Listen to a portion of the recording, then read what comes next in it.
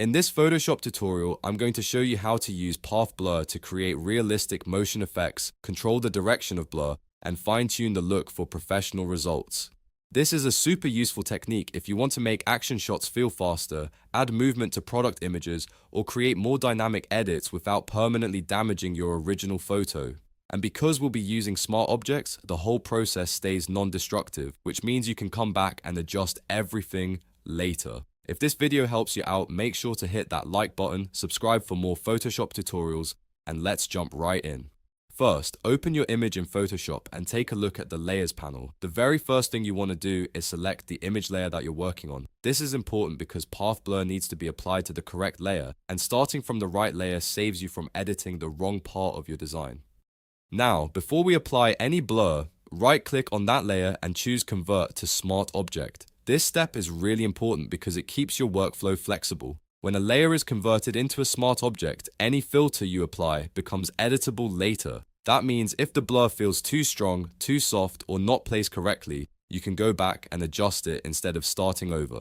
For anyone working professionally, this is one of the best habits you can build. Once your layer has been converted, go up to the top menu and choose Filter, then Blur Gallery, and then click Path Blur.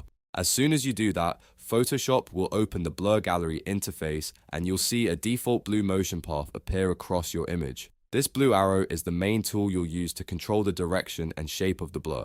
Let's start by understanding how the motion path works. The center line of the blue arrow is what defines the direction of movement.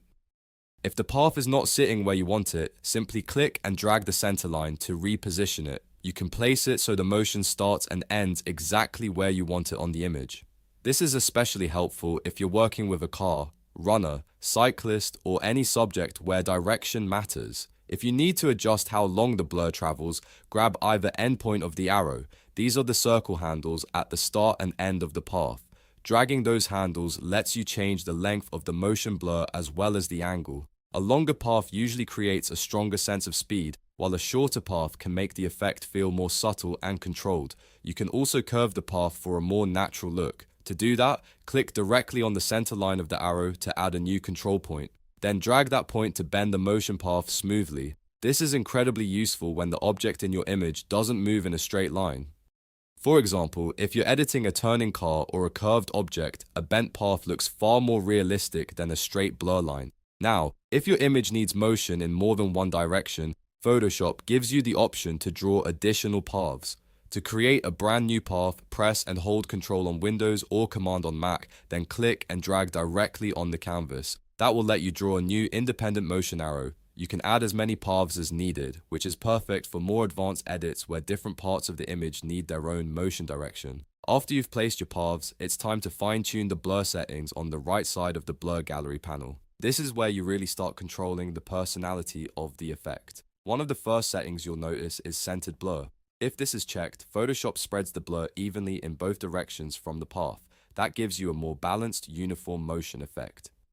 But if you uncheck Centered Blur, the motion trail will sit more naturally behind the subject, which is great for realistic action edits. This is especially useful if you want to mimic rear curtain flash sync, a look often used in professional sports and motion photography. Next, look at the speed slider. This controls the overall intensity of the blur. A higher speed percentage makes the subject look like it's moving much faster, while a lower setting keeps the effect softer and more controlled. If your blur looks too strong or too artificial, lower the speed a little. If it looks too weak, increase it until the movement feels convincing. Below that, you'll find the taper slider.